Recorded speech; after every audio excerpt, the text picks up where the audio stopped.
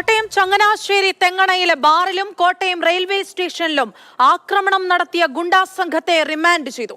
ബാറിൽ യുവാവിനെ കുത്തിപ്പരിക്കേൽപ്പിക്കുകയും തടയാനെത്തിയവരെ ആക്രമിക്കുകയും ചെയ്ത സംഘം രക്ഷപ്പെടുന്നതിനിടെ ട്രെയിൻ യാത്രക്കാരന്റെ തല ബിയർ കുപ്പി കൊണ്ട് അടിച്ചു പൊട്ടിച്ചു. ഗുണ്ടാ സംഘത്തിലെ 2 പേർ ഇപ്പോഴും ഒളിവിലാണ്.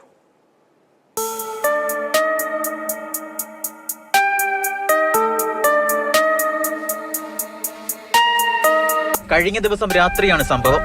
9 പേരടങ്ങുന്ന ഗുണ്ടാ സംഘമാണ് ചങ്ങനാശ്ശേരി തെങ്ങണയിലെ ബാറിൽ ആക്രമണം നടത്തിയത്. ബാറിന് മുന്നിൽ നിന്ന പായിപ്പാട് സ്വദേശി ജോമോനെ സംഘം കുത്തിവീഴ്ത്തി. മണ്ണ് വിൽപ്പനയുമായി ബന്ധപ്പെട്ട തർക്കമാണ് സംഘർഷത്തിലേക്ക് നയിച്ചത്. ജോമോനെ രക്ഷിക്കാനെത്തിയവരെയും പ്രതികൾ ഹെൽമറ്റ് കൊണ്ട് ആക്രമിച്ചു.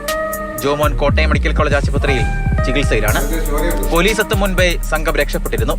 സംഘത്തിൽ ഉൾപ്പെട്ട ചങ്ങനാശ്ശേരി സ്വദേശികളായ സിയാദ് ഷാജി, മുഹമ്മദ് അമീൻ എന്നിവർ മലബാർ എക്സ്പ്രസിൽ മംഗളൂരിലേക്ക് കടക്കാൻ ശ്രമിക്കുന്നതിനിടെ കോട്ടയം റെയിൽവേ സ്റ്റേഷനിൽ വെച്ച് യാത്രക്കാരൻ നേരെയും ആക്രമണം നടത്തി.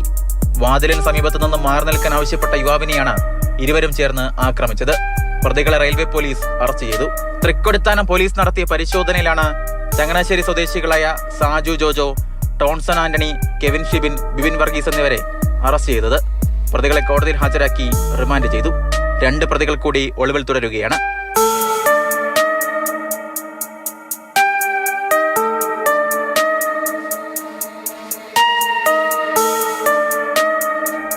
മാതൃഭൂമി ന്യൂസ്, കോട്ടയം.